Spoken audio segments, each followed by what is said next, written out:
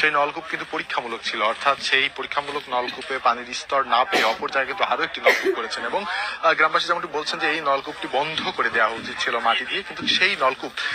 কসির কিন্তু বন্ধ করেন, অর্থাৎ যিনি জমির মালিক কসিরউদ্দিন তিনি বন্ধ করেননি। তবে সেই জন্যই এত বড় একটি দুর্ঘটনা ঘটে গিয়েছে, অর্থাৎ শিশু সাজিদ তার মায়ের সাথে 10 ডিসেম্বর ঠিক দুপুর 12টা নাগাদ এই মাঠ দিয়েই হেঁটে যাচ্ছিলেন এবং পরবর্তীতে শিশু সাজিদ কিন্তু হঠাৎ করেই তার মায়ের হাত ছেড়ে দেন এবং তার মা পিছন ঘুরে যখনই তাকিয়েছেন তখন দেখেন তার মেজ সন্তান শিশু সাজিদ বয়স 2 বছর তিনি তার পেছনে আর নাই, অর্থাৎ তিনি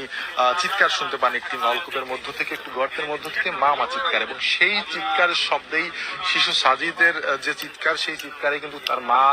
তার স্থানীয় যে বাসিন্দা রয়েছে, মাঠে যারা কাজ করছিলেন, খেতে খামারে কৃষি কাজ করছিলেন, তারা এসেছিলেন এবং তাকে এসেও তারা উদ্ধার করার জন্য চেষ্টা করেছেন। তৎক্ষণিক ফায়ার সার্ভিসকে খবর দেওয়া হয়েছিল, ঘটনাস্থলে ফায়ার সার্ভিস আসে দুপুর 2টা নাগাদ এবং ঠিক দুপুর 2টা নাগাদ ফায়ার সার্ভিস এসে তাদের উদ্ধার তৎপরতা কিন্তু চালাচ্ছিলেন এবং আমরা দেখেছি যে